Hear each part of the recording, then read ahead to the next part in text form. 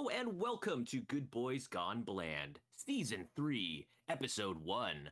Are we on episode 22, 21 nowadays? I think officially it's 21. Yeah, 21. We don't have the in-betweeners. Episode 21 officially. I'm your co-host, Denali. I'm your co-host, Ryan. I'm Jace. Also, Who's a co-host. Jace? You gotta say your title, otherwise they're not gonna know who you are. They're not gonna know who's this guy. I'm the guy. He's our intern. Yeah. All right, well, Jace, while you get our coffees, let me explain what we do on the show here. Yes, sir. We are a marathon podcast where we marathon some of the great works of film. We look at some films from a single subject or a single actor. This time around the wheel, we're starting off with dog movies. This is our first installment of season 3. We decided this last week on our State of the Podcast. Jace, how did that go last week with our battle royale? Yeah, pretty strange. I wasn't expecting a one of the 4 bangers to come out on top, but the Wheel of Chaos does as the Wheel of Chaos pleases. Yeah, in case you guys missed the State of the Podcast episode, we spun a randomizer wheel with our top picks. It picked dog movies. I was actually pretty psyched that we got that one. I think I was looking through dog movies the other night and I was like, holy shit, there are so many good ones to review. Like, I'm actually really excited for this. I'm a little worried about the generally what we do, we pick 2 or 3 actually good movies, like critically acclaimed, like well-made movies per season. What it seems slim pickings. Okay, you've got some classics, right? You've got like Lassie, I think is a classic. Balto maybe is okay. When I was 8, I saw Balto and thought it was like the best movie I've ever seen, so I don't know how it ages. It's a good doesn't he like talk? Yeah. Are you talking the cartoon Balto? Yeah, with the fat little with the fat cartoon, the polar bears. Doesn't he fall in love with a female dog and they like have sex and have babies, and there's like sequels? Yeah, there's dog stuff going on. Okay, yeah. If that's not on the table, then we don't have a lot to choose from with dog movies. There's Old Yeller is the number 1 dog movie with 100% tomato meter. Okay. What? Yeah, so we're gonna have to kind of delve into, I think, some of the old dog movies, but there are a lot of bad ones, and there's a lot of fucking wild ones. Yeah, I mean, okay, so I'm not saying that they aren't going to be good to review. They're going to be great to review. It's that I think they're going to be bad movies, which I think probably is best for our viewers. I think our viewers care more about like fun movies to review, but it's hard over here, folks. We're watching things. I do not believe that there is a dog movie on IMDb above an 8.5. Right. And so that's, I think that's a really good argument for extending the category and lowering our standards for what qualifies as a dog movie. Whoa, hold on, Ryan. Like, I don't want to be... You're just... Okay, I know what you're trying to do. You're trying to watch The Thing, which has a dog in it. Okay, look, I'm there with you. I love The Thing. But we got to do this genre justice. The Wheel of Chaos, the Fates, have chosen our podcast to review dog movies. And if we go down a wrong path, we're going to have to review some really fucking bad dog movie, like A Dog's Purpose or something. Exactly. That's why I don't want to do that. Well, listen, Ryan, I mean, we'll take it one movie at a time. I'm just really psyched that we picked one of the most iconic dog movies to kick us off this week, which is Air Bud. I mean, we can get into the review in a little bit, but like, I've never seen this movie. I've only heard of it. And after watching it, I was like, holy shit, let me look up all the sequels, the 14 Air Bud sequels, that most of them are direct to video, and they are incredible. Have you guys read the synopsises on some of these? Yeah, I spent a good time there. I have not. I mean, the latest one was Super Buddies, where it's all of Air Bud's offspring who get superpowers, and they create like an Avengers-like team, which is such... Amazing. That's right up our alley. It's like they were driving on a road, and then some producer on cocaine just yanked the wheel straight off a cliff, and then it like hitched a ride on like Elon Musk's space rocket and just went way off course. Like that is insane. What year was that made? 2013. That's smart. That is good marketing because Marvel was peaking hard. They're like fully torqued. Guys, I fucking love this movie. It was so Ryan, you gotta tell a story to get some buffer because I just I just want to fucking talk about Air Bud. I want to talk about Air Bud too. Ryan, you said you wanted to tell us something. Yes, before we get started. There is the general desire to talk about Air Bud. So I won't make this story very long, but I think it's worth sharing. So last weekend, you guys know me as someone who does a lot of like really weird stuff. Sure. Or yeah. maybe a day at a time, or like a couple weeks at a time, I'll be into something kind of odd. I've been described as having a lot of hobbies. That's fair. And right now, I'm playing a lot of ukulele. And this is kind of random, but I'm walking around the farmers market here in town. It's the first time I've been to the farmers market in this new city I live in.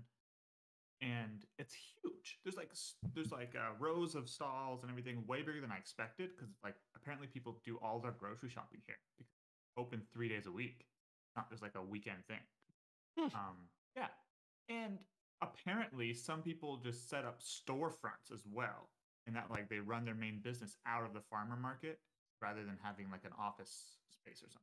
So I'm walking along this very, very crowded, COVID-infested farmers market. And something catches my eye, and it's a music teacher who has set up shop and it's kind of set up like a little advertisement for himself as a music teacher. And I do not know how to play music. I don't understand the like music itself as a music theory.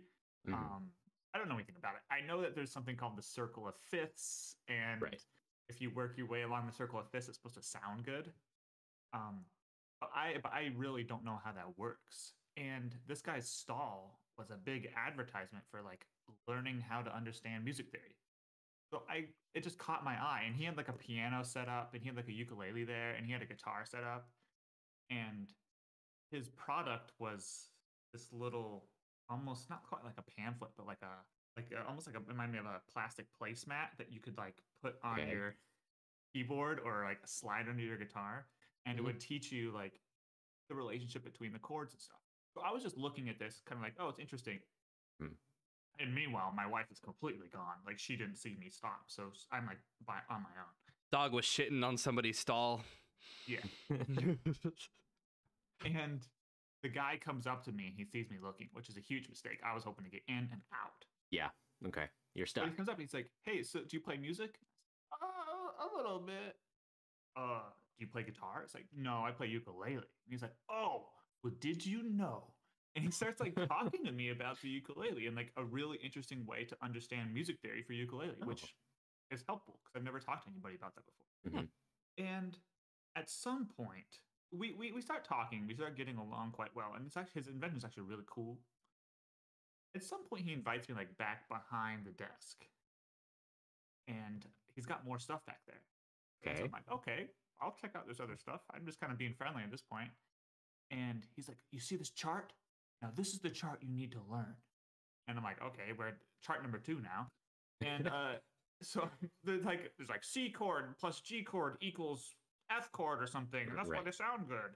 And I'm like, okay, I don't quite understand. And then he's like, you know who Nikola Tesla is? Yes, obviously. I'm a man in my 20s in 2021. I know who Nikola Tesla is. Yeah. And he's like, well, Tesla believed that the universe was orchestrated along a series of mathematical relations. And he starts like going off about this, like what Tesla used to believe. Okay. And then he's like, and I figured out that he was right. Okay. And I'm not joking. Like at this point, I'm like, I've figured out that this is a cult pitch. Like this is like something is going on. And he's like, I had a dream. I sat down and I prayed. And I prayed to God. And I said, what the fuck? God, I need to understand music. And in my dream, God came to me and he showed me the mathematical underpinnings of the universe. And I'm like, okay, Jesus. how long is this pitch gonna take? But he like opens up this like trunk and like takes out more charts and shows me like all these. He like has redrawn like clocks and all this kind of stuff.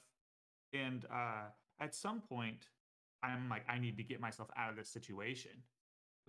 And that's exactly when he starts being like, you know, if you come to my class and you enroll in my class, like I can teach you how to access this information. Holy shit. This is insane, dude. Yeah. Right. And so I'm like, yeah, no, I'm just here looking. I'm not that serious. And I kind of like somehow get out. And he, at this point, okay, don't get me wrong. I'm fully like sucked in at this point because I can't find a way out of this conversation. And so he has me like stationed at a piano, like playing the piano, like as he's telling me this. No.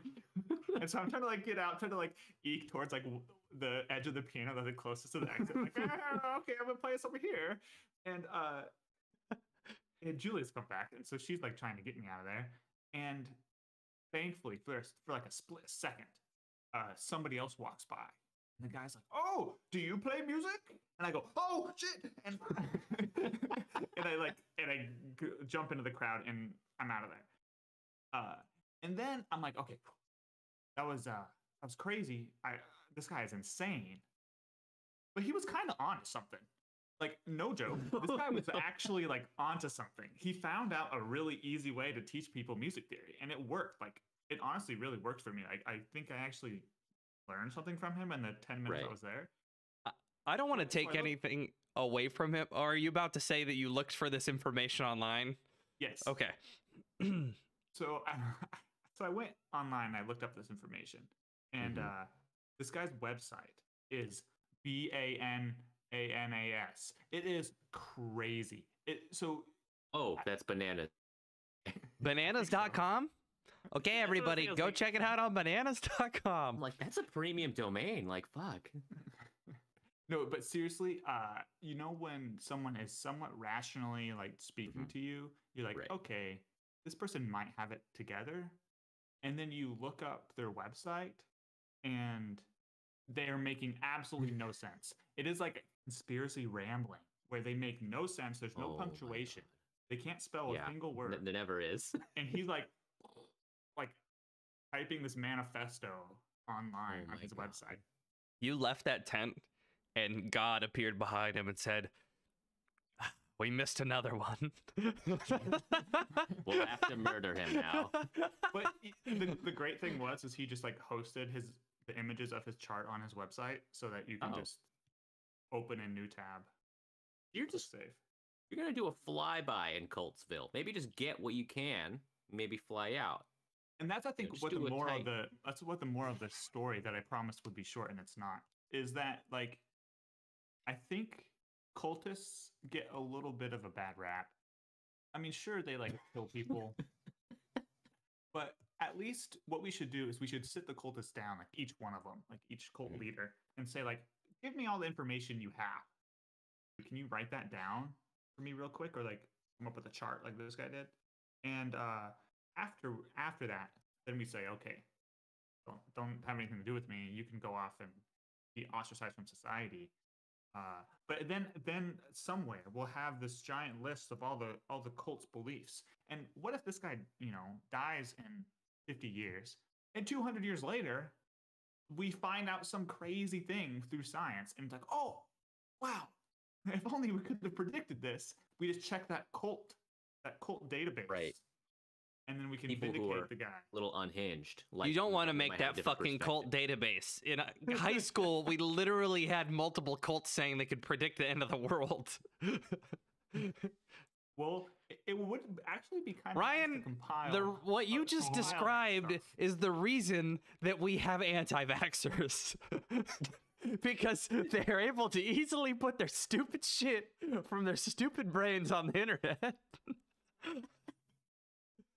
But I mean, there's probably some cults out there that have like kind of a normal belief. Like, for example, like an apocalypse cult. Maybe it's from an environmental disaster caused by climate change. and maybe they have some really good data on climate change, but then their solution is like, we should exterminate all the humans and make them into tree people or something, you know?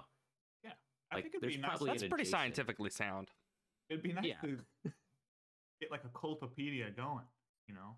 Like you have the Wikipedia for actual information. Yeah. But if like the Wikipedia doesn't quite have my answers, is there a cult out there that has some sort of answers on this topic? So you're looking for like a less regulated Wikipedia, maybe with some more kind of like a seedy underbelly of beliefs, Well, yeah, maybe like like a Sketchypedia. yeah, Cultopedia, yeah. Cultopedia is pretty good. I think us three, just from where we're from like kind of a remote, small Alaska town. We're the most cult adjacent. I think we've probably encountered a good amount. And I've There's encountered a lot of cults you know. over here in New York. There's a lot of cults. Well, right. Yeah. Like what's interesting about that is like you said, if he came at you at a 10, right? Like in intensity and craziness, had he maybe inched it back a little bit, like maybe didn't get into the universe is all tied to music and you should join my Yeah. cult, he might have sold something. For real, like maybe do that after my money is in your hand. He's so I mean he's not. I think he took it a bit far, but there is a lot of science and research going on about like the foundation of music and the reason humans like music based on mathematics. Yeah, So totally. you know, maybe he should just Well- go get another degree or a degree in college study. Or maybe contact someone with one. I think the moral of the story is go to your local farmers market, Yeah. support local businesses. And join a cult just to see what it's like. You know, it's churches let you like go and have, one or two Sundays without Oh yeah, like a trial. Yeah. Yeah, like you audit a class in college. It'd be really nice to be able to, if cults like would institute an audit policy. I think Ah, in you showed Catholic up. We need to cut Catholicism- your penis off, and you got to drink the Kool-Aid. No, I'm not in this. I'm not in this cult. I'm auditing it. Okay, let's get back. To Okay, well, thanks for sharing, right? That's so wild. Let's not say who that is because I don't want to put his website on blast. Oh, totally. Yeah, that's not what it's about. But you know what? He might actually have he might have a point with his music stuff. Maybe just don't join his cult. So, little PSA. Yeah, don't actually join cults, guys. Be careful. Please be careful. It's too easy to get sucked in. It's too exciting and fun. Well, speaking of cults, let's get back into the cult of Airbud. Because this is There's one that you can't. Woof, woof, woof, woof. Woof, woof, woof, woof, woof. That was good. The thing is like the and guys, I don't want to like be a bummer here because I want this podcast to be fun. But the dog who plays Buddy, he did unfortunately pass away a year later. But I didn't know this dude can actually play basketball. Yeah. Yeah, that's the craziest thing. And we What need the to hell? devote a segment to that real quick and let the listeners know that like Yeah. so Airbud is about a dog who can actually play basketball. Okay. And it For real? stars a dog that can actually play basketball. And the movie is about the dog that is actually in the movie. Like It's a that's biopic. the dog. Like so the order of events was there was a dog that could actually play basketball. And they were like, let's make a movie about this dog. And let's cast this dog. That's what actually happened when they made Airbud. It's almost exactly like Michael Jordan in Space Jam, right? Like it wasn't an actor playing Michael Jordan in Space Jam.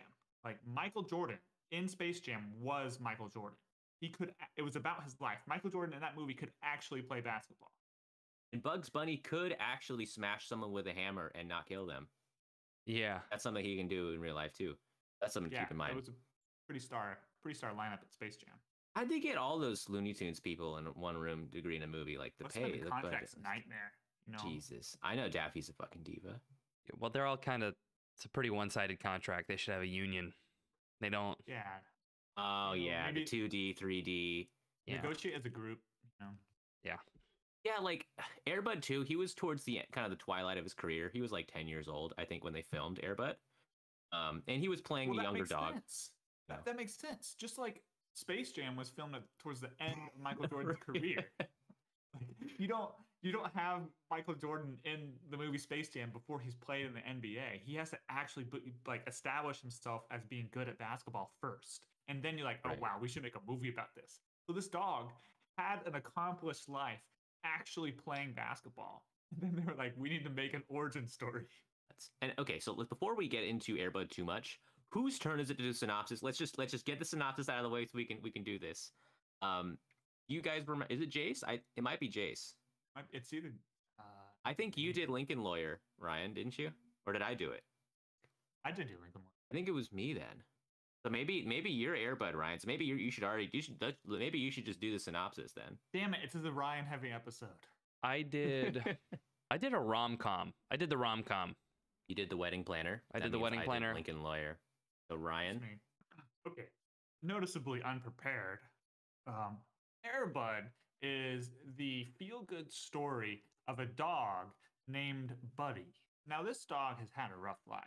He started out at the bottom of your respected where you could be in life, and that's as a prop in a clown's routine. And the clown is like an abusive alcoholic. And that's actually pretty important. I'm not just throwing that out there. That's like a plot point. And so one day when the clown is driving like a maniac down the road, Air Bud falls out of the back of his truck, the clown's kind of rough with the and lands in a crate, and the crate lands on the road. Yeah. And, I'm going to get real specific here because this outraged me. Then a family moving into town driving down that road and hits the dog. They literally hit the dog. And the mom is like, whoa, that was crazy. And the kid sees, oh, wow, we just hit a dog. And nobody says anything, and that family speeds away. Like, she checks on her daughter and is like, oh my God, are you okay? Wow, crazy. Okay, here we go. Just hit that dog kennel. Now that golden retriever climbed out of it. Better get the fuck out of here. And then they get home, and they're moving to the new city, so the kid is like going to junior high school or something, and he's like a total loner, and nobody at school likes him apparently. And he's wandering around, and he likes to play basketball, but his dad is dead. And so he's playing basketball by himself, and Air Bud comes. His and dad's Air Bud's dead? thing. Yeah, his dad died. I thought he plot of the movie. just really liked test pilots and just had that random news article about that test pilot dying. His parents got divorced. Oh, sorry, honey. Your dad's not around anymore. He's back in California. I don't love him, so he can't play basketball with you. Sorry, go on, Ryan. And so the kid like is playing basketball by himself.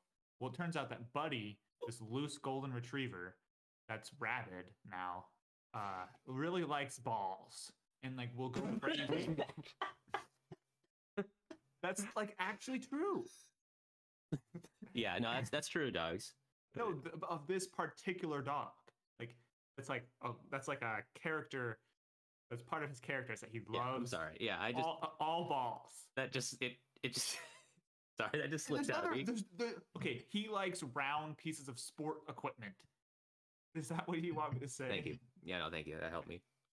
Okay, so this kid, for the third time, is playing basketball, and Buddy is there, and Buddy sees him and goes like nudges the ball at him, and the kid takes the dog home and stuff. Like, you know where this is going.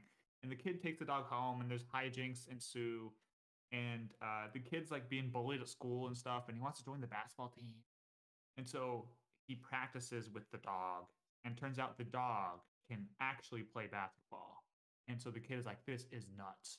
And this is actually a great way to describe like my favorite scene in the movie. The first time the dog makes a basket with the basketball, in any other movie, the kid would just be like, whoa, good job, dog. In this movie, the kid is like, oh my God, this dog can play basketball. He like totally sells it. I love it. It was so good. Well, yeah, because you would assume that the dog just boinked it in the hoop, and that was like, oh, that was really cool. And it's like, oh my god, he understands the sport, and he knew to hit it at that angle. This is the greatest dog in the world.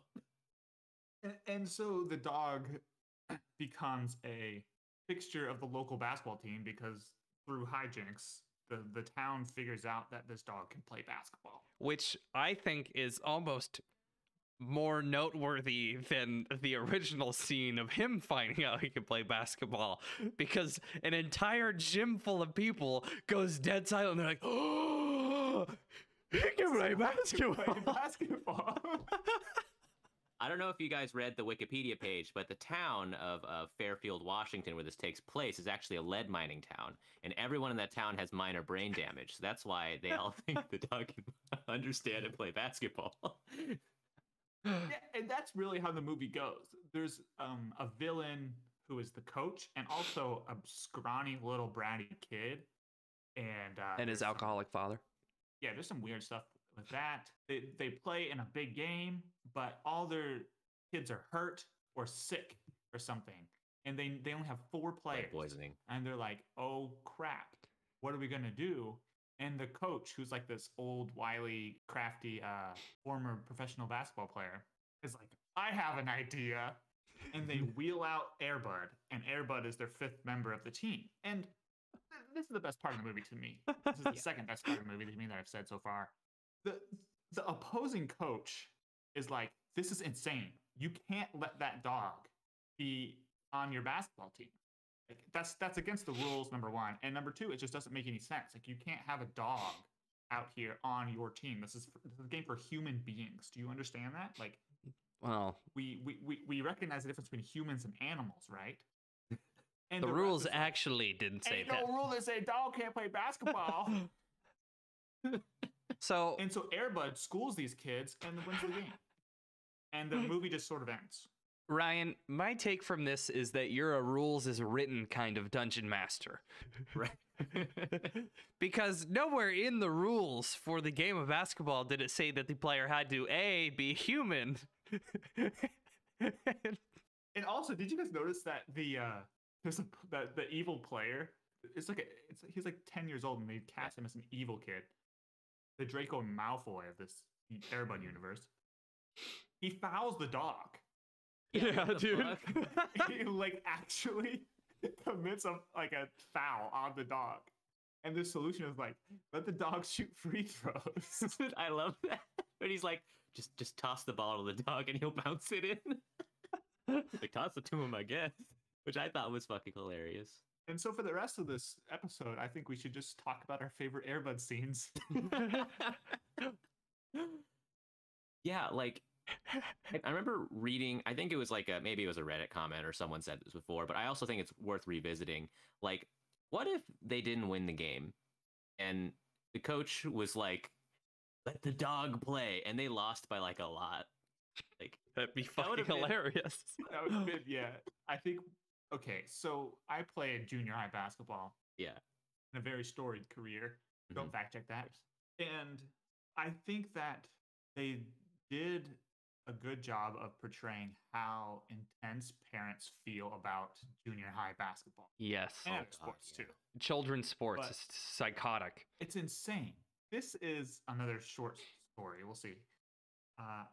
One team, we played this small, tiny town that didn't have many players and didn't really have a good, team. So we demolished them. Like, we beat them by like 70 points. And that's a lot. What? Yeah, I'm not joking. And the issue was, I was probably the second or third worst player on our team. I played for about 2 minutes in that game because our coach and the fathers of the good players in 7th grade were like insistent on only playing the best kids at all times. I rode the bench when we're up 70 points, and the coach is like, I'm not going to put you in. You're going to blow it. At that point, I want to play for the other team. I want to play for the team that has only 5 points because at least I'll be able to play. I just want to run around with my friends, you know? Well, in the coach's defense, Ryan, did you guys win the game? Yeah.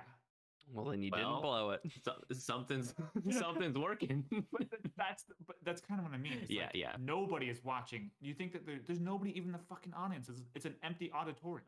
Like, Right. you think that a college scout is watching? You think that this is actually helping this kid's basketball development? Just going to town on these kids from a different county? I need this. No, but yeah, I their need to brain just development fucking was pretty far destroy behind. Yeah, so I don't know. It really rings true in these environments. There was some poignant moments that I didn't expect in this 90s Disney Channel original movie. Where they show moments like that, but also like, okay, the thing with the abusive coach who is named Coach Barker, which I thought was hilarious. But he like, there was that scene where he's like throwing the balls at the kid, and the kid's like has a bloody nose, and he's like, "Come on, catch the ball!" And then Air Bud helps bust it. But I was like, that didn't need to be in the movie. I feel like there was just scenes like that where I'm like, why was that drama there? Okay, The how drama. about this? I agree with. I think- I think. I Go ahead. think that it serves as a way to show that, hey, if this coach is treating these kids like this in public, Right. imagine how he's treating them in private. Mhm. It might have been trying to be a commentary on people like this in general, saying like, hey, parents, if your little Johnny is playing sports and your coach is kind of a dick Yeah. at the game, he's probably a huge dick when you're not watching him. Maybe it was a little bit of a PSA. I guess from like a tone perspective, I think I got a little bit of whiplash where it was like, whoa, this is a dark scene. Like, oh, look at the dogs play basketball again. It's all good. And I kind of was like, whoa, like, that was kind of a weird thing. So, but I mean, the editing in this movie was just, I don't know if it's the editing, but there was just so much random shit. Like when I saw the opening scene where it's like a clown car bouncing on the road, I'm like, where the shit is this going? Like, they didn't show the dog for a while, and he's like this drunk clown like stumbling in, and it's like about how his life's falling apart in the gig economy or whatever. And I think there was just so many moments like that didn't have to do with the dog, and I don't know, it was just a lot of bizarre decisions. I don't think you can have a movie the length of this movie with just the dog. I'm gonna have to pretty enough heartily dog. disagree. Because Maybe this is that's a why they- movie for humans about a dog that can play basketball. And the dog you can only show the dog shooting so many 2-pointers before you're like, Well, Okay. the dog can play basketball. my issue is probably called the Transformers problem, where it's too much humans talkie. I want to see Transformers fight each other, and I want to see the fucking dog shoot more hoops. Like every time he was on screen, I was like, yeah, shoot them hoops. And then I didn't give a rat's ass about, I don't know, whatever the kids give it 30 more minutes of the dog shooting hoops, and you might be having a different story right now. You might have been, man, there were too many dogs shooting hoopies because they could only take one video of him. It's like, oh, he shot the same shot 30 times. Layups, and he shot a free throw. I did think that they would do like tight edits to make it seem like he was shooting. I didn't expect to actually see him like bonk the ball and make it in one shot. Like That's the main thing I want to talk about. yeah, How amazing were the dog stunts in this movie? he was Fantastic. so good. He was a fucking professional. He hit all his marks. They would do oneers of the dog doing these insane stunts, like the roof scene. It was really cool. Yeah, him climbing up the vine. Mhm. Yeah. This is like the Michael Jordan of dogs in Yeah. acting and in basketball. I was just so impressed by like how well he hit his marks, how like disciplined he was when he like, he would put his head up at certain times and like stop on a dime and shit. Well, also in those scenes where the dog would run under a table and the table would have a really long tablecloth, Mhm. and then the tablecloth would invariably end up on the dog. Mhm. That was a human under that tablecloth. Like, I paused the movie at one time and you could see like head and shoulder blades. Oh, that's funny. I can't That makes me believe they feel better pushed a 'cause- dog off of a truck bed. They put a human in the kennel and then they pushed him off. That's kosher. I also like in the credits they say like all basketball scenes used no special effects. Yeah, that was unnecessary. Like, obviously. I was wondering though. I was like, damn, this dog is slamming him. And I guess I didn't know this was a basketball movie. I thought this would be a soccer movie, like a sport that's easier for a dog to play. Just in my mind, because I feel like a dog can just kind of boink a ball with his nose or something, or run with it. And like when I heard it was a basketball movie, this is how little I know about Air Bud. I was like, how like the mechanics? That seems like the hardest one. Yeah, it does. Like he can't dribble. Maybe baseball. So Air Bud 3 is a fucking baseball movie, dude. Look at the cover. It's insane. He's holding a runner. He's holding the bat in his mouth, implying that this dude hits 70-mile-an-hour fucking balls. A kid cannot throw 70 miles an hour. But fair enough. Does he throw or catch? Probably catch. But ooh, that would hurt the dog. What is he catch? Yeah, you can't catch. That's awful, man. You don't want to fucking hurt the. But he does play basketball, and this is gonna be where I pitch that we pivot this whole season to Air Bud, because I want to see the mechanics. Because then there's the sequel of this one, Air Bud 2, where he's a football player. And is he? I'm not on board just because you're not gonna have mechanics in any of the Air Buddies movies. So like we have room to fit in the first 3 or 4 Air Buds, where maybe the dog is actually playing the sport, but we're gonna get to the point where it's just like probably a lot of CGI and dogs talking, right? Don't the buddies talk or not? They do talk, and they do operate a space vehicle. I mean, Which you look at obviously more impressive than playing basketball. Yeah. I agree, but I mean, we've seen that before, dude. Like, I think the first thing in space was Laika, the space dog from Russia. Like, we already know that's been done. But what if at the end of Space Buddies it says no special effects were used in the space scenes? What the fuck? I feel like Elon Musk, to promote Dogecoin, would try to train series of dogs to operate one of his space vehicles. Too much controversy. Yeah, I think putting the dog in that rocket was just because they didn't want to kill a person. Yeah, they didn't bring Laika back. Oh. It was fucked up. But the thing is, yeah, Laika went up in space. A dog operated a space vehicle before a dog played basketball. I don't think a dog ever played basketball before Air Bud. My golden retriever, which was arguably after Air Bud, could dribble a basketball. And he could hit the ball, but he couldn't hit it pretty cool into the hoop. That being said, was Air Bud hitting a regulation basketball? Because that's got to hurt the nose. No, it was deflated. Yeah. You see, yeah. That doesn't. I mean, your dog was a defensive player, probably, or like like a passer. Yeah, it's a dribble. Yeah. He was kind of. He could keep the ball at about like 3 feet. He'd hit it. That's pretty good. Like that's a good skill. Like Air Bud is not a dribbler. He has no mobility. He's a good shooter. I think your dog and him. He could steal the ball. He stole the ball a couple times. He did hit a guy in the nuts too. So he knows. How is that not a foul? Yeah, he hit the ball and hit the kid in the nuts, and he crumpled, and then he kept going, and the ref's like, it's clean. Well, and also they already had an injury timeout 2 minutes before this, so the refs were just like, fuck this kid. Okay, so there's Air Bud Golden Receiver, Air Bud World Pup, Air Bud 7th inning fetch, and then Air Bud Spikes Back, which is volleyball, which I feel like is the one of the easiest, maybe? Yeah, it's probably the easiest dog sport. Mm-hmm. Unless he's spiking the ball. If that motherfucker can jump up over the net and spike the ball. I think I talked about this with you guys before too, but that'd be very tight to have maybe some new Air Bud movies doing different sports, like paintball, chess, UFC. But wait, okay, video games. The problem with the UFC thing, because you don't want dog fights. No, but they have gloves and everything, and there's no biting.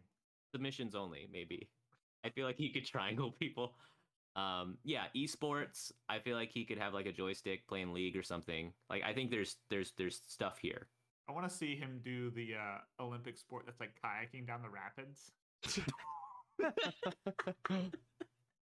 I feel like there's so much more content here. And now we have technology that's so much better that you don't need to necessarily train a dog to kayak. You can maybe have a guy in a dog suit or something. Oh, you're worried about the integrity of the sport? Or in the movie?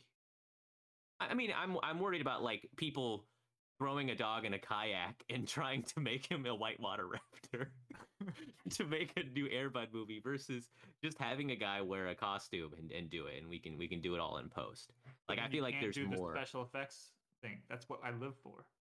I mean, people. I mean, yeah, that's true. They don't put that in Air Buddies, and that did pretty well. I'm just saying, there's other things to have in here. You can have Air Bud playing competitive Call of Duty, screaming slurs into the microphone. Bro, cut it, beep it. It's too late. Okay, the other we out of the Air Bud material. No, oh no. Okay, Ryan, this will end up coming back to you, but what I understand, Ryan, Denali, you've already talked about it. There was a lot of human stuff in it, and it's because there has to be some kind of a story that surrounds this dog playing basketball. But also, I'm pretty sure the laws existed when this movie came out that if an animal is abandoned for multiple months and you take care of it, you legally own it now. Is that right? Yeah, that was bullshit. 30 states. 30 states in the United States have abandonment laws in that if you spend a certain amount of time attempting to find the owner of an animal and they don't come forward, you're allowed to claim the animal. And he showed that. He put up posters, even if the dog tore him down, trying to find the owner of this dog. And while the timeline was a little bit iffy because it went into Christmas and then the leaves were falling off the trees 3 months later, 3 weeks later. Yeah, we don't worry about that. You know? He legally owned that dog. So I'm glad the justice system pulled through.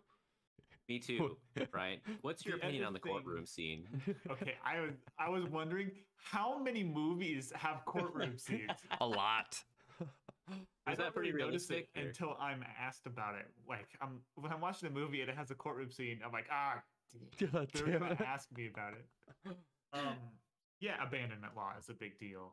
I think you just have to do your due diligence, and if it's obvious that the court that this one guy abuses the dog, yeah, courts can do whatever they want. Are you seriously gonna appeal like this guy taking away this dog that you abuse? I've been involved in a couple of dog cases too that were really, really messed up. Oh, but they don't have any sympathy for animal abusers at all. Yeah, and this reminded me a lot, since it's a small town too. Here in this neck of the woods, there's something called justice courts, and they are insane. Like, to be a judge on this justice court, like, you don't have to be a lawyer. You don't have to have gone to law school or anything. This is like XFL, where it's like a little crazier. Yeah, it's like the arena football of. Oh yes, okay. Except it's like people with no money and who just like need some sort of remedy real quick. I'm out. This sounds sad. Okay. Terribly corrupt and very, very, very unfair. But most of the time, the judge just makes a gut decision on what to do. And so if you seriously go to like a justice court, hey, I found this dog. This guy beats this dog, and this dog loves me now, and I give it a good home, and he wants to take it away from me. Yeah. That judge is gonna be like, "Screw you, dude! I'm giving the dog to I'm giving the dog to you, like the non-abuser." That's pretty funny. I thought the court scene was hilarious.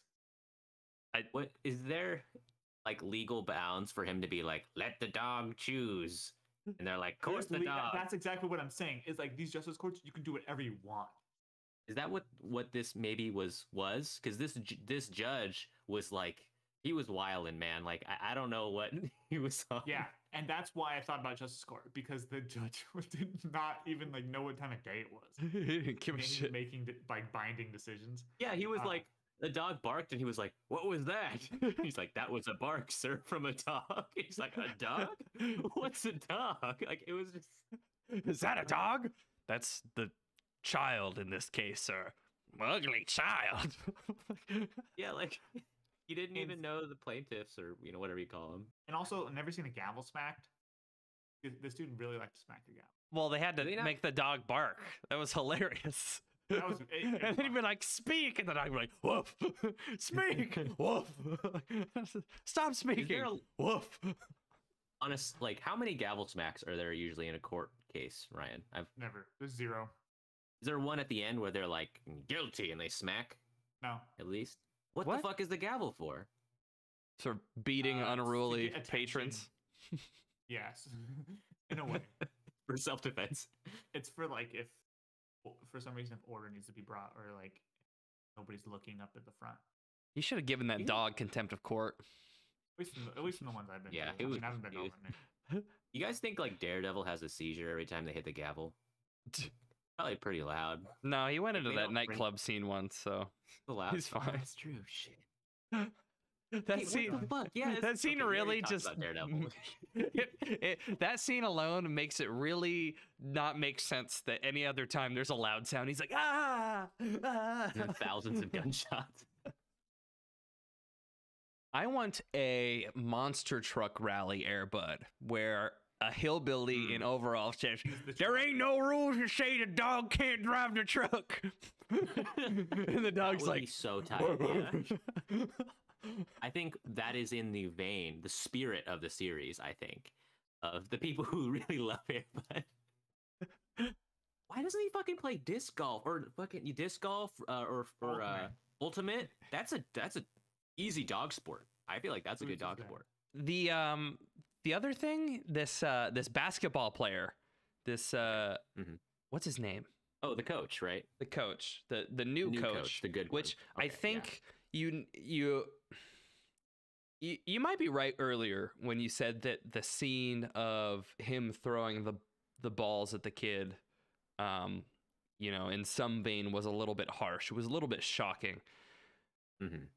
You do have to make a decision at some point when you're making this movie that says we have to get rid of the bad coach, but they wanted to make him a villain, and they really wanted to pave the way for, the person who's a maintenance guy who used to be an NBA player to come in.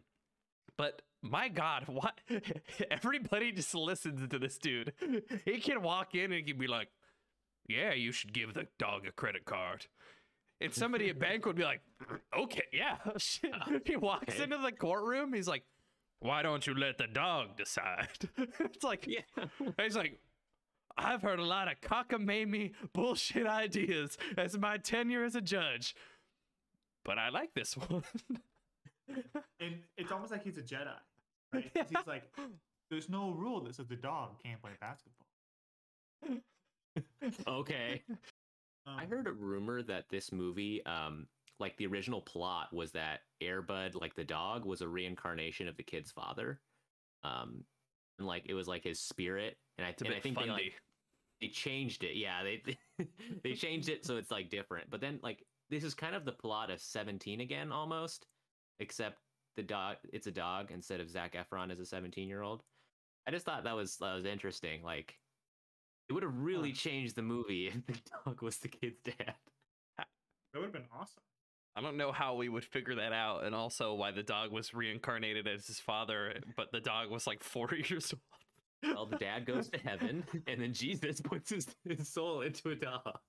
I think that's the direction they wanted to go. That would have greater implications. Like, okay, if in this universe, if God reincarnates the Christian God reincarnates people into animals after death, I don't want to just watch a movie about a dog playing basketball. I want to watch some really weird stuff. Like, gotta be careful. Yeah, we gotta be really careful. I think it's like a ranking system. Like if you're a good person and you deserve to come back in some way, they'll send you in as like your kid's dog. Yeah, like I remember, and I think there's like a sect of Buddhism that kind of they have the reincarnation, and based on how good you are, you kind of go up. Like if you're a shit, you're like a dung beetle. Where does Air Bud rank? You come fucking home from school one day and your dog's sitting in a pile of ketchup and it's like written out, "I love you, Johnny." And you're like, "Oh, that's weird." Like, Fido, you weirdo. Go play basketball. I'm trapped in this dog shell. Please help me. If you're like an awesome person, does it imply that you'll get reincarnated as like, I don't know, like a space dragon that shits planets or something?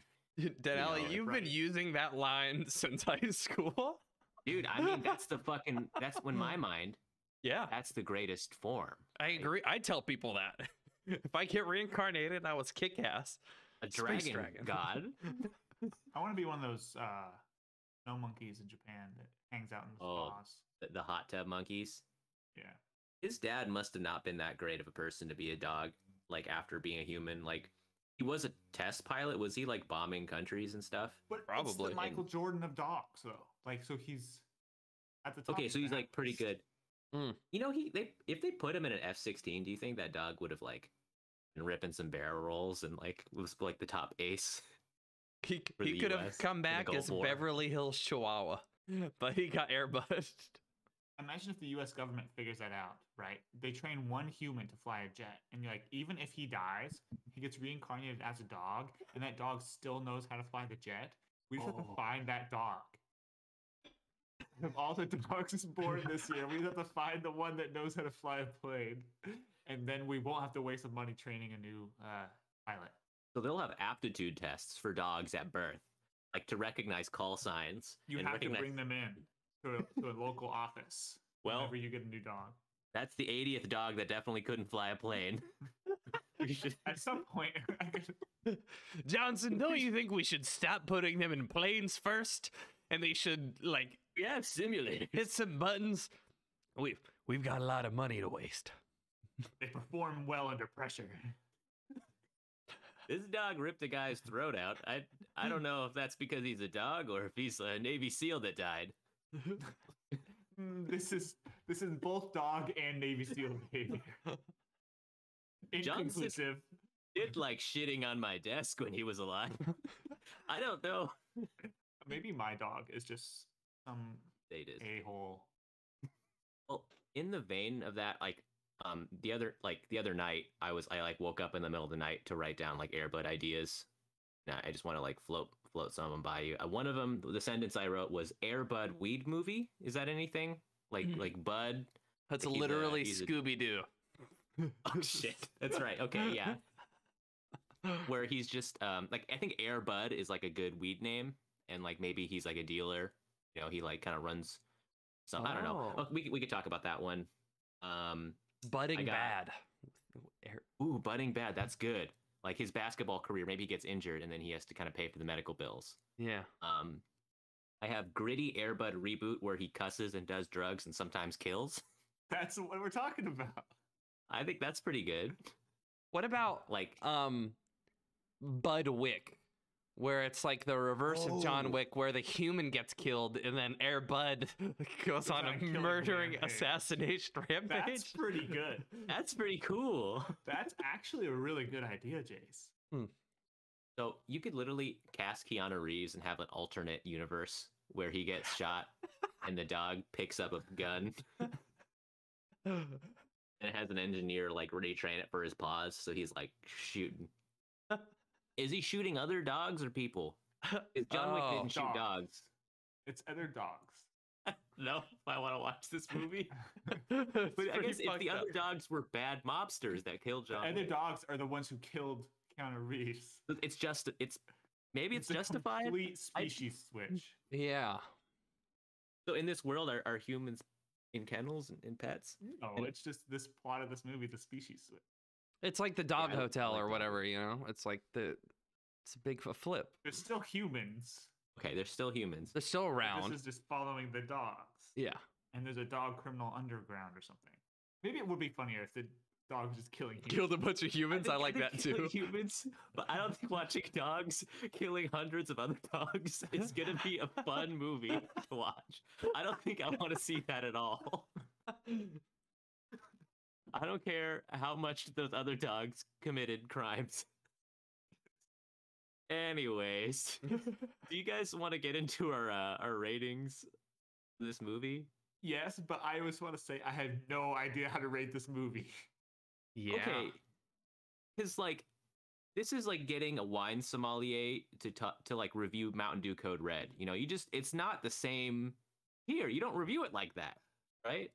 Yeah, I have no idea. We need to come up with a dog scale first of all. Like we need to kind of pitch some ideas. I think all our scales can be different, but I have no idea how to grade this movie.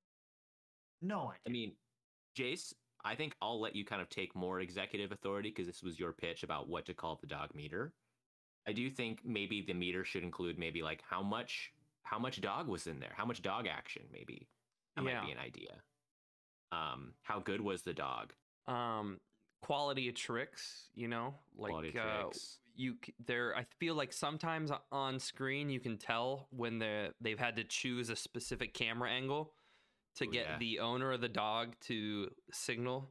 You know, and Air Bud was pretty good about hitting his cues. Fucking incredible. And you know, I don't want to spoil my score. Dog, I think volume of dog would be good too to include. Like like the baseline scene, volume and quality of dog of quality. Like the main dog actor. Is always an easy like half your scale to give or something, you know. I think we got a good scale there just to start out with, and I think it can evolve as we watch more dog movies. We're gonna watch 10 of these suckers, so we're gonna Jeez. Jace, do you have like an idea of like a dog meter name, or I mean, we can brainstorm them together too? I think we have to brainstorm. I don't have one. I've just got the woof up on the screen. Like we can have a woof meter. I think that's not bad. Woofometer is actually pretty good. It's pretty funny. Adding ometer to anything. Yeah. Barkometer, barkometer. Barkometer's good. Let's get into the Timberwolves, and we probably shouldn't. I mean, they have the howlometer. Howlometer. You know, but that might trademark. I don't want to. Yeah. The Minnesota Timberwolves. Yeah. Well, the Timberwolves were also in Air Bud, which was the name of their team. Yeah. That's fine. I think as long as we have an ometer. The woofometer, the wagometer, we can call it, you know. I liked the woofometer. Yeah. If you guys it seemed like we had more of a positive reaction to that one. But unless you guys got a good pitch. No, do it. Okay. Let's do the woofometer. Jace, do you want to go first? Oh, shit. I mean, this was, you know, do we want to change up the order? Sure. All right. Jace, do you want to give us your woofometer, our newly minted meter? First crack. Yeah. First wag. I'm a dog sitting behind a fence, and there's a stake on the other side. I'm woofing for this one. Air Bud, buddy. Wow. Wow. When he climbed out that window, traversed the roof, climbed down onto an is that an awning? Awning? Awning? An awning? I don't know. And then lattice work, I thought. A what? It was lattice work. Yeah. Like foyer. What he fucking? This dog could have been in Ocean's 11. Yeah. His heist ability, his slyness, he's quick. My goodness. I mean, just hit his cues every single time. I did feel a little bad for him, you know, when he was getting manhandled a little bit. Yeah. But he acted like a champ through it. There wasn't like a single, he looked uncomfortable, but much like many actors, you know.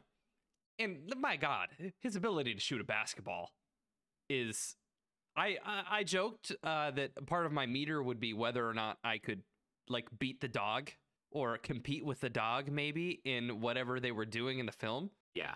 Air Bud would smoke me on the court, man. Like the only thing I have on him is height. I don't think it's helping. You can probably beat him in like a NBA like dunk contest. Yeah, maybe. You don't know what he has. Pretty good vert, I think. Yeah. Yeah. Air Bud's getting a 10 woofs from me. 10 woofs out of 10. I think we picked the wrong. Wow, we came out hot. We had to. This is like, you know, my quintessential dog movie. Yeah. Every step of the way.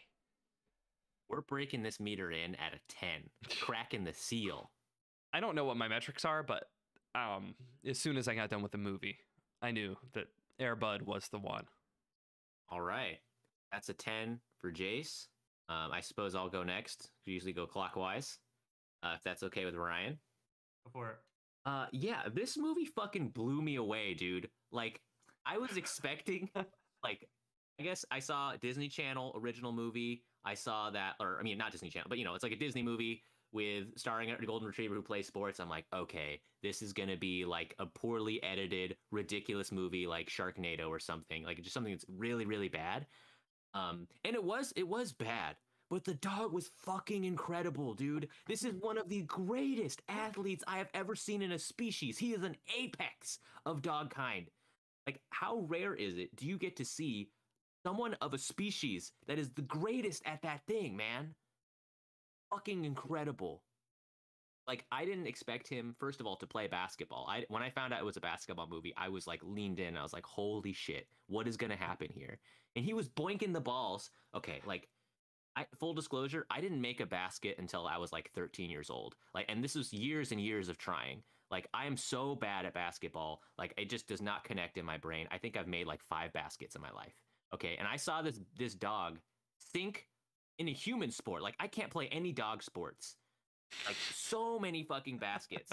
Like, an absolute professional. Like you said, this dog was hitting his marks. All the emotion on his face. He did not get distracted. I think he was like looking like at all the right times. And there was a really cool scene where it was like, I don't know, Ryan, if you noticed this, it was like a one shot where the kid's talking to the mom and then like the dog's in the background kind of moving and stuff. That was super cool. Buddy fucking killed it, dude. We're looking at, if there was like an Oscars for dogs, I think Buddy would get the Lifetime Achievement Award, Best Actor, did all his own goddamn stunts. This dude's easily gonna get a 10. Easily 10. I witnessed one of the greatest dog athletes / actors of our time when Bud passed away, sadly, in 1998. We lost a titan. Mm-hmm. And I know his owner trained his offspring. Thank God Bud mated and passed along his incredible genes to these great dogs who I'm assuming are doing great things nowadays. We got... No? Is it... Wasn't the sequels? Golden retrievers don't live 20 years, buddy. I mean, surely they fucked, right?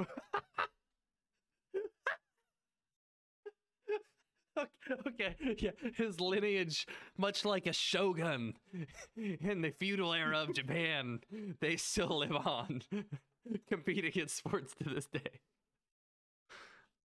Jesus Christ.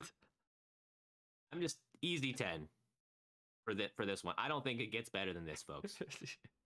I unfortunately am put in the tough spot of derailing the Air Bud train. I think this is a good reason for me to go first because I think sometimes I can be our toughest critic. But okay, I'm gonna come out and say a 9 on the dog for the wolf meat. Okay, the dog was amazing. Don't get me wrong. He, like I've said multiple times, he's the greatest dog ever, essentially, at being a basketball player. Yeah. His stunts were amazing. I don't need to go over it too much. But there's like that roof long shot where he's like walking on the roof and stuff. That blew me away. I agree. The stunts blew me away. Unfortunately, I think my point is gonna have to come off of volume. There was a lot of non-dog scenes. Okay. Whereas compare it to a movie like Homeward Bound or Turner and Hooch, where Turner and Hooch has like literally like 1 or 2 scenes that don't involve the dog. This was a lot. There was probably a half hour of non-dog scenes. Okay, and that's fair. At that point, I would realize I'm watching a kid's Disney movie. Mm-hmm. I should get up and get like food or something. So for that reason, but I think you guys laid it out really well. No reason to rag on the dog here. I'm gonna rag on the movie a little bit in a few seconds, but I'm gonna go with 9 for the dog. Solid. Okay, so the volume, I think, made it detract. And, this was my complaint too, and I think that's totally fair. I think maybe just in honor of Bud and his great performance, I think it bumped it to a 10 for me, just seeing a professional in his element. It's fine. Like watching Michael Jordon, at a Bulls game at his peak, man. Like I was just so in awe. Now, this next part, I think, is going to be our difficult review. Because like we said, we're broaching on a genre of movies that maybe shouldn't be viewed as critically as Interstellar, as Argo, Gone Gone Girl. This ain't that type of movie, but I do want to at least have us take a crack at this. And Jace, I'll have you maybe tee us off once you're ready. Yeah, I was pleasantly surprised by the movie. I don't think there were a lot of 90s faux pas in it that I think would have driven the score down too heavily for me. I think you know, I was pretty tired when I watched it, but I was driven to the emotional states that I think that they wanted the adults to feel. Like when you make a movie like this, you're making it for two audiences. You're making it for children to keep kids entertained, but as an adult making a film for children, generally you're going to try to throw in some things for the adult audience. They had wonderful physical humor, if not a bit over the top in the beginning of the film with a clown. Yeah. They opened up showing Buddy catching ball after ball after ball in his mouth, and it really sets the scene. You're like, whoa, okay. I thought the scene with the church, with the destruction of property, don't get me wrong, that was in fact destruction of property and illegal. But when he kicks it should be in jail. When he kicks the ball into the bushes and you hear the and he's like, and he moves forward and then the ball comes out and it's like, and he goes to look in. I thought that was a pretty well done scene. I think they had some like beautiful shots in the film that I wasn't expecting, like opening up into the sound when he pushes the gate down. And I don't know if a kid would react to seeing that sight, but like I was like, wow, that's beautiful. That's in a really beautiful location. I don't really know. I don't think I can pinpoint what was wrong with it. And maybe it's just the fact that, we are adults now, but I think I'm going to give the movie sitting around a 7. 7? I'd like to hear what. Yeah. It's because that's like a feel. That's like I'm not going to watch Air Bud again. I'll probably tell people to watch it because if you haven't seen Air Bud, it's hilarious. I was laughing my ass off every time the dog was playing basketball, like and it's kind of it's insane. The fact that an adult would say there ain't no rules about a dog playing basketball. It's like you have to take a logical misstep at some point to allow the dog to play basketball with the kids, and I think they did it in a funny way. So, I didn't see anything jarring editing wise. Maybe the script and some of the writing was a little bit could have been better in some cases, but again, we're reviewing a movie for children, so I think a 7's a pretty good place to put it. All right, that's a fair metric, Jace. And I don't think you're wrong there. I was trying to think of the same thing where it's like, how the fuck do I categorize this movie? Yeah. And I think where I'm gonna have to land is my personal enjoyment. That's the only way I can do this. I can't weigh this like, does this wine have legs? How's the mouth feel? Like, I can't fucking do that to Air Bud. Like, it's not gonna work. So I'm gonna come down to how much I enjoyed it. Mm-hmm. And the thing about this movie is like, I don't know if there was enough funny, goofy scenes to entertain children enough for this movie. I don't know how patient kids were in 1997, but I was like pretty bored for a lot of the movie, like for long stretches where like the kid's like, skipping rocks and he's fucking looking at pictures of his dad, and the mom's like, Jimmy doesn't have a lot of friends, and he's like looking at people like playing basketball, and he's like, does he have any hobbies? And she's like, I don't know. And he has all those pictures of him playing basketball with his dad. Like, I don't know. There was tons of just scenes like that were totally dead. So for a kid's movie, I think it kind of fails there. There was also, and I said this before, there's a lot of weird scenes that were just very strange artistic choices. There was that one scene where the moms were reading that Christmas story. Do you guys remember? Oh my God, I forgot about riffing on this. We had a whole conversation about that. What like reading the Iliad to your child before bed or something even. If Santa Claus didn't exist, the world would be plagued by hellfire. Like, it was so intense. It was like Santa Claus lives forever in all of us, in all of the souls of children. He lives immortal without Santa Claus. Like, and she kept going on and on and on. And I'm like, is this Air Bud? What is this movie? It was It's way like- too long. It's like reading Nietzsche to your kid before bed, like complex, like psychological, like, and the kids are just like, And yeah, so there was a lot of things like that where it just left me scratching my head. I think the physical comedy, like you said, Jace, was actually pretty damn funny. Like the guy who played the clown, he did not hold back at all. brought His it. acting was insane. Like him driving the truck into the lake or him slipping on a banana peel on the couch, which didn't make sense. But, you know, people are flopping over and like, you know, pulling sheets over and things are flipping. And, you know, I think to my 2020s eyes, that ridiculous physical cheesy comedy actually comes back around the scale and is funny to me. It's so bad that it's actually pretty fucking funny. And I actually got a couple laughs from that. You know, and just because like I'm a dumb idiot, I think I loved all of the basketball scenes with the dogs. Like whenever I saw Buddy hit the dog, like I had a big goofy, or not Buddy hit the dog. Whenever I saw Buddy hit a basketball, I had a big goofy smile on my face. I was like, hell yes. Every time he made a basket, I was like, oh, good job, doggy. And I think I really connected in that aspect. I love golden retrievers and I love seeing them have fun and do stuff. But yeah, this movie fell flat in a lot of ways. I don't think I'll watch it ever again. I think the people who made this were on some kind of psychedelic substance where it's a lot of weird choices were made. This is going to be easily fucking 4 for me.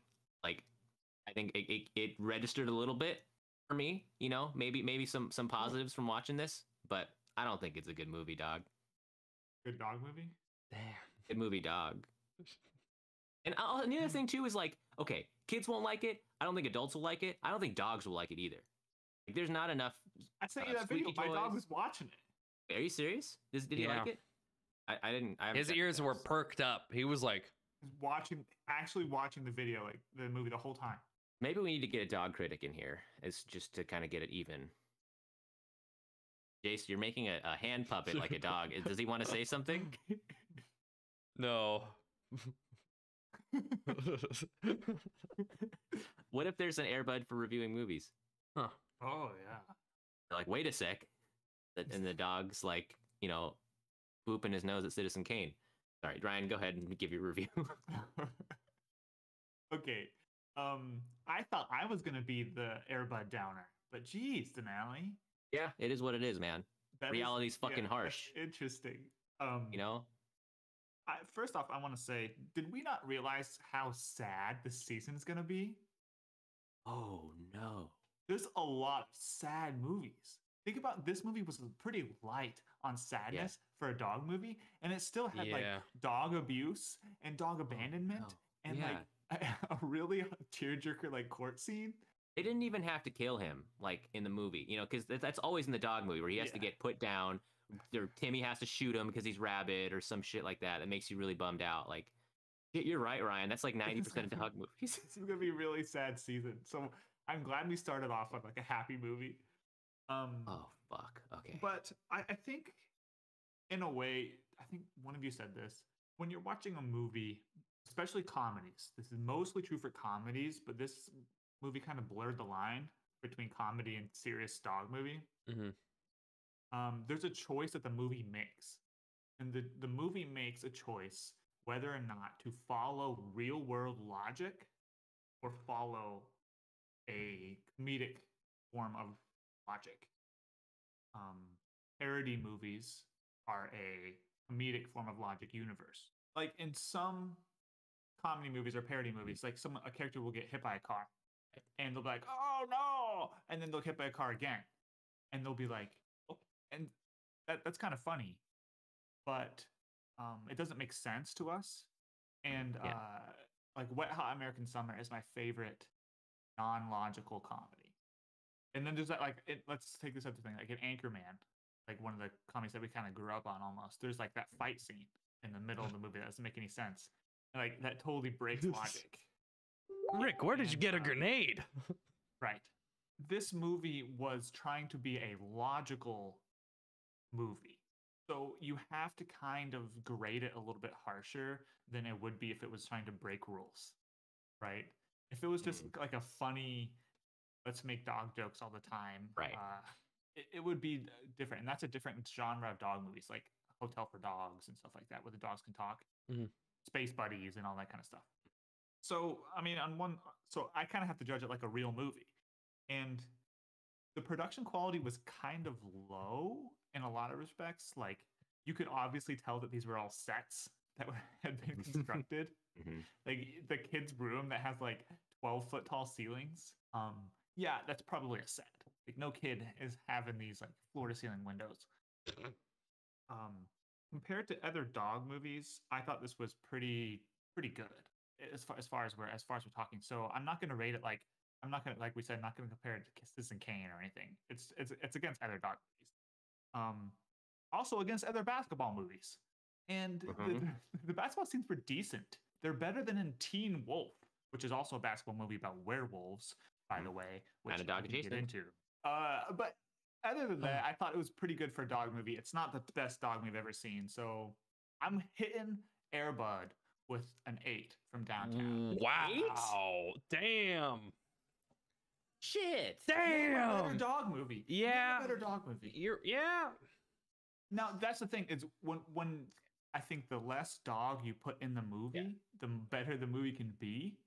I think we're talking about movies like The Thing, which is my favorite movie ever, that has a dog be a character in it. You have Turner and Hooch, which I think is better than this movie. I don't think Citizen Kane had any dogs in it, and it was like one of the best movies of all time. So I think maybe you got a point where less dogs. Less dog, better movie.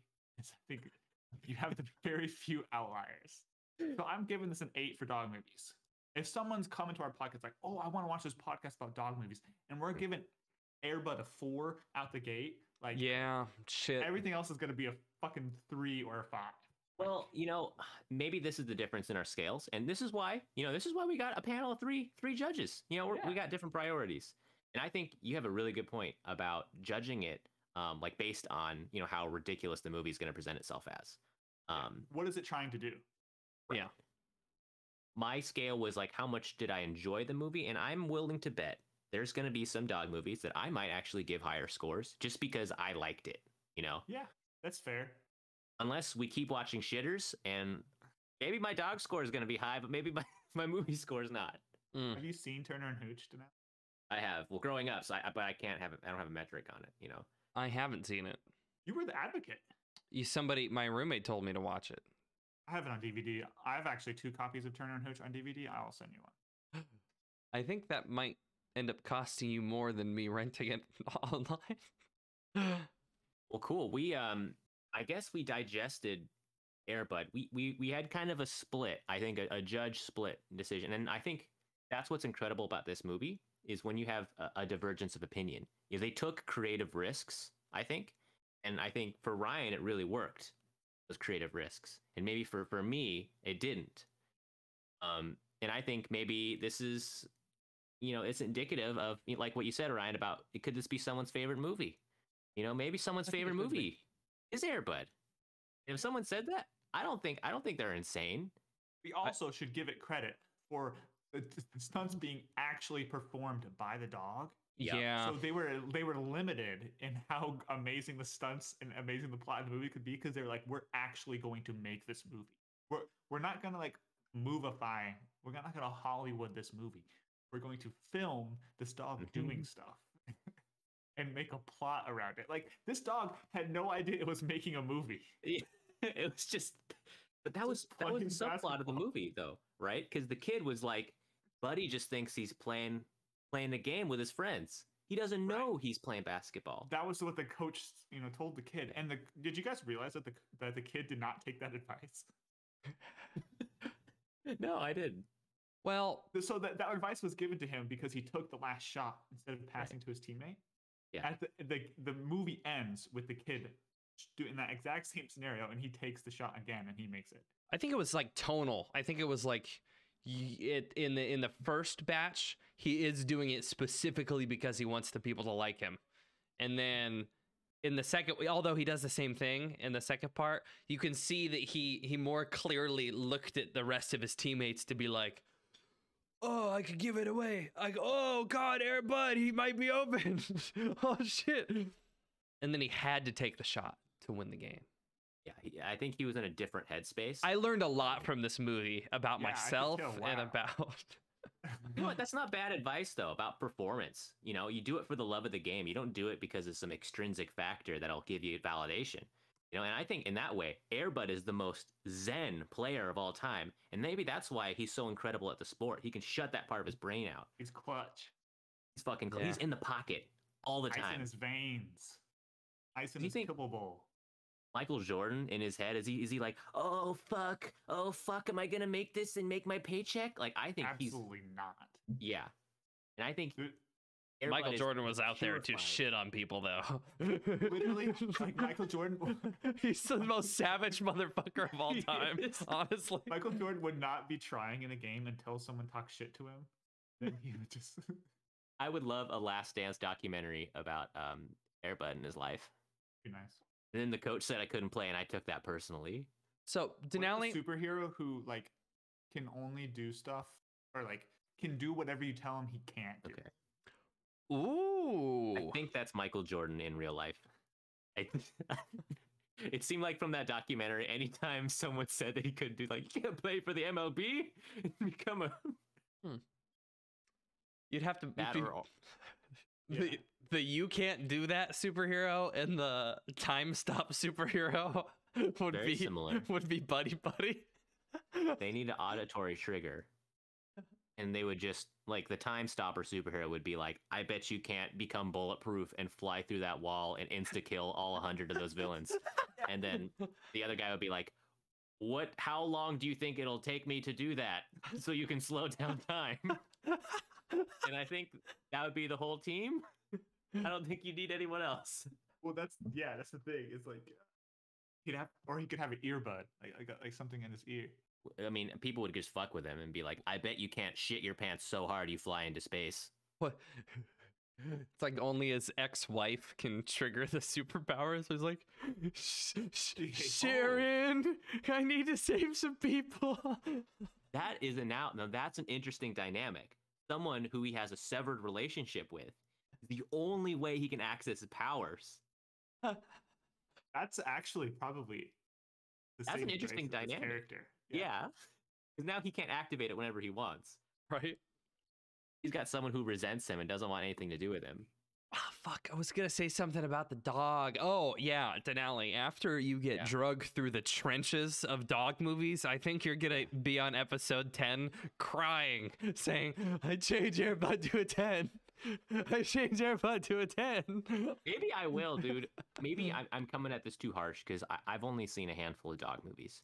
After we watch Beverly Hills Chihuahua, if it comes up, I quit. Okay, let's get to the wheel. Let's pick our next dog movie. Yeah, do we want to talk about? We have to wheel. No, we have to. We want to wheel this? We have to. There's no way that we're gonna pick the sensible, crappy dog movies. Like, okay, so I really think it would not take that long to just randomly select like 10 funny dog movies. Dude, we could watch Cujo. I'd put it on the list. That'd be kind of a good movie, right? Like I heard that movie is actually like not bad. Cujo. The Art of Racing in the Rain, is that a dog movie? I'm putting the FBI dog movie on this list. What was it called? What is that? Oh, is that the Chuck Norris? Yeah, the Chuck Norris dog movie. K9. Yeah. Top Dog. Fuck, we gotta watch Beethoven, guys. Top Dog. Do we need to watch Beethoven? I mean, there's like 10 Beethoven movies. Which Beethoven? Yeah, put Beethoven First one? on there. Beethoven's on there. Yeah. It's the OG. 1992. The Art of Racing in the Rain is about a guy who wants to reincarnate his dog into a human. Holy fuck. It's narrated by Kevin Costner and it stars Patrick Dempsey. Okay, put this on the list. Okay, can Isle of Dogs go on here? Yeah, let's do Isle of Dogs. Yeah. Cats and Dogs. So I'm throwing Old Yeller on here, and then Cats and Dogs. Turner and Hooch. Yeah. Okay, now let's... Beverly Hills Chihuahua. How many? Cujo. Okay, we got to put some. We got to put more Air Bud movies on this list. You do. Denali, which ones are we Go putting straight on? to Space Buddies. Space Buddies. I agree. Because they have to fight an alien dictator in that movie. So I think that's pretty good. What's the volleyball one? I would love that to be a potential candidate. Well, I think that's Spikes Back. Spikes Back. Yeah. I don't know if that's actually it. That would be It kind of a is. ripoff. It actually is. Air Bud Spikes Back, 2003. Buddy tackles Wow. volleyball. No dogs. That movie sucks, but okay, yes. I fucking hate that movie. There's Lassie Come Home, which is the classic 1943 movie where it's like famous. Ooh, but we already have Old Yeller. There's so Do you want me to many put? dog I don't want movies. Face. I don't want to watch it either, man. Guys, there's so many dog movies. I know. We- There's 101 Dalmatians. Homeward Bound. Yeah, Homeward Bound. Let's do. We got it. The Art of Racing in the Rain. What the fuck? I mean, Yeah. White I don't know, Fang. man. it's also like a pretty well known. Yeah. Which one? White Fang. But there's like multiple versions of it. Yeah, it got remade. So watch the old one. But I'm talking 1991's White Fang, Well, dog, there's and a it's new on Disney Harrison Plus. Ford, Call of the Wild. Yeah, that movie looks so bad, and I think maybe we should watch it. Fuck. Oh, Cujo's like the evil dog movie. Yeah, he's like the Yeah. rabid dog, and they're stuck in the car. I want to. like I that. want to That's- see that. Okay. I actually want to see that. Yeah. I mean, I'd be down What is this for. one? Hachiko? Oh, that movie's so sad. Yeah. What's it? How do I spell it? Yeah. Yeah, Okay. Hachi. I'm putting Hachi on there. Okay, we What gotta be pretty much there. Balto. Okay. We've got 14. I don't have Balto on Okay. here yet. Does Okay, Wallace let me- and Gromit count? No, I think that's Okay. more like a Fine. like a anthropomorphized dog. Clifford's really big movie. Kinda Okay, close let there. me read. Let me read. Okay. Cujo, Top Dog, Beethoven, The Art of Racing in the Rain, Isle of Dogs, Old Yeller, Turner and Hooch, Space Buddies, Air Bud Spikes Back, Snow Dogs, Homeward Bound, Lady and the Tramp, Hachi. Those were the ones that I that's could amazing. get written down as we did it. So, and then one more would be 15. And then we'll have a random selection of those 15 as the season goes on.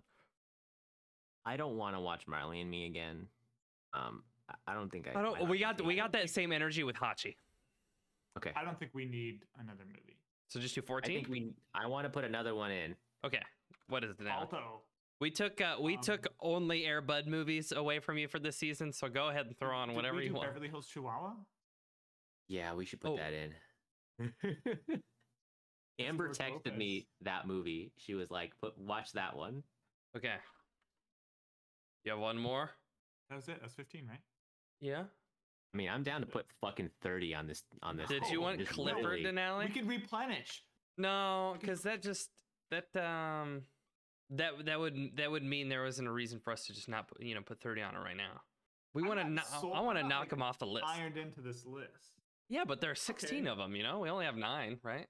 And are we gonna pick the 10th episode, or are we gonna Wheel of Chaos it? Because we always try to send it out on a good movie. Yeah, we can do a hybrid model when we're indecisive, we could just Wheel of Chaos it. But if we want to watch something, Do we I feel like want it? But that's the thing is, I don't think there's 4 other dog movies that I want to watch. All dogs go to heaven. that might be a good one. Not any live dogs, but neither is like Lady and the Tramp. Oh, We've got 17 items. I say we try it. Yeah, let's do it. okay. Maybe we should just get to it. I want to watch Cujo next week, honestly. Yeah, But- I hope it comes up. You want to start with that? Like, I'd be down to just doing it and then just using the wheel when we need it. I think Air Bud to Cujo is really harsh, and Let's do a clicker wheel to see if we just pick Cujo or do the clicker wheel. Okay, do a wheel right now with Cujo. or do the wheel. no, let's just do the wheel. Oh, Yeah, let's- that's actually fine. I don't give a shit. We can do Cujo and then the wheel. I don't care. I just want to watch Cujo, but if the fates decide something different for us, Okay, so we need to come up with a little bit of an intro here and explain what's happening. Sure. All right, everybody. Thank you for tuning in up to this point. We've come to the point where we need to choose our movie for next week. As with previous iterations, when we have no idea what we want to do, we go to pickerwheel.com, the Wheel of Chaos. For our first choice, we will be putting Cujo up against the Wheel of Chaos. This first decision will lead us into either the movie we watch next week or spinning on 17 movies. To decide the movie. To decide We're so the movie. indecisive, we can't even decide to be indecisive. Yeah. I want to throw it to the wheel. I want to say that. Yeah. And I think Denali is really in Cujo's corner, and that's why we're doing this. We're appeasing Denali, because if we don't appease him, he'll just start throwing pieces at the wall. Right. Okay. What are our terms for this one? It's a 2-pick, so we can do multiple spins, or we can go with one and done. Let's do one and done, because one and this is a binary wheel. So okay, I'm right, going to guys, go hold to hands. settings. I'm going to turn the speed spin down to default. We've got confetti, and we've got a spin duration of 10 seconds to really get us amped Sounds up good. here. Oh, wow. good. All Good right. stats. Let's go. Let's go. I'm good with either. I'd be happy with that. Let's hold hands. Jace, hit the keyboard with your nose.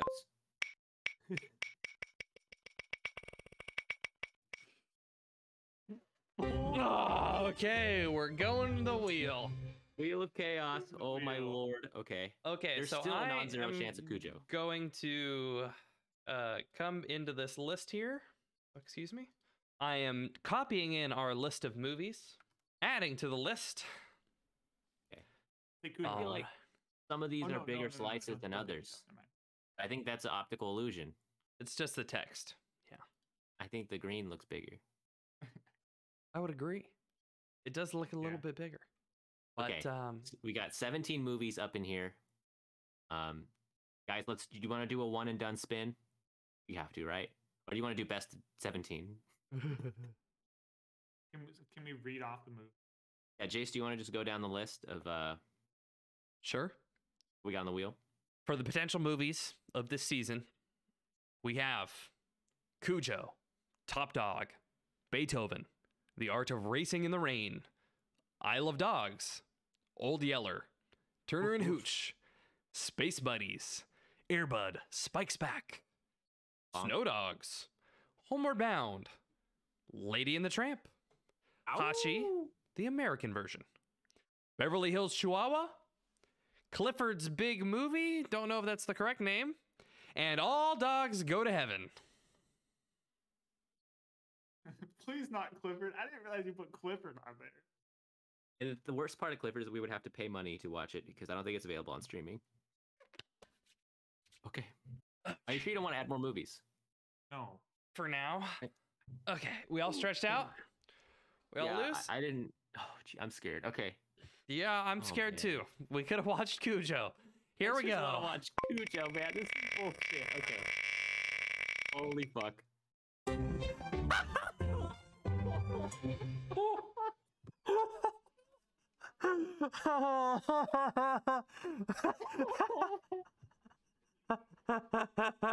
The first big movie. It's Clifford's big movie. um, I- we could do first to two. no, we have to do it, dude. The fates have spoken. Why did you put this on there? Because you guys said to keep asking movies. Holy shit. Okay, guys, this is not a bad it's not a bad cast. You got John Ritter as Clifford, Wayne Brady as Shackelford, John Goodman, George Wolfe. Is it live action? It's animated. Ooh. Like a legit kids movie, guys. It Who the is. fuck put this on the list? Oh, guys, it's free on Prime. Let's This go. one a little bit. It's free on Prime. It's an hour and 14 minutes long, you guys. It's not even a real movie. It's It's like- see, it's below your threshold of being so annoyed that the movie is long. This is a tight movie, Ryan. This is a tight 74 mins. This will be quick for you to get through. I'm gonna watch it right now. Okay, guys, the wheel is spoken. We fucking picked Clifford's really big movie from 2004. Okay? We started a movie podcast to watch fun movies with Ben Affleck and Matthew McConaughey, and now we're gonna watch Clifford's big movie. I hope we're happy about what we've done. Join us next week. Please join us. We can't just please join us and listen to this review of Clifford's really big movie. I think this is gonna hit a specific audience, but we encourage you to watch along with us. This thing's free on Amazon Prime, you know. And if you got any opinions about Clifford, this is Clifford's shot at the big time, and I think it's worth watching for that reason alone. I used to read Clifford books. I'm gonna see how faithful this is. It's 4.5 stars on Amazon Prime. Good. There was another Clifford movie being made too, like a live action Jon Favreau. Oh, maybe that'll be pretty good. I'm just saying that because he's the guy who makes all the other stuff. Yeah. Okay. Guys, this has been the Doghouse. R.I.P. DMX. Well, guys, please give us a review and a subscribe on Apple Podcasts or wherever you get your podcasts. Really helps us out. Follow us at GBGB Podcast on Twitter. Follow us on Instagram at Good Boys Gone Bland. Tell your neighbor about us. You know, it's as long as you guys are vaccinated, you know, maybe it's okay to say hi to your neighbor across the hedge. You know, you can be like, "Hey, neighbor, I'm listening to a great podcast. Get away from me." You know, we just. You know, if you message us and let us know that you told your neighbor about our show, I'll give you a shout out on our show, and I'll shout out your neighbor. Hell yeah, guys! Any parting words of wisdom? Don't throw basketballs at your dog. Yeah. Jesus Christ! Like he threw a deflated basketball at the dog's head, and he didn't bunk it. Like that scene was so sad. Yeah. I was like, what the fuck, dude? Like that would hurt. Like. There was a scene right before that where a basketball hit a ref in the head and he got knocked out. And he threw it at the dog's head. Anyways, catch us next week. This has been GBGBs. The Doghouse.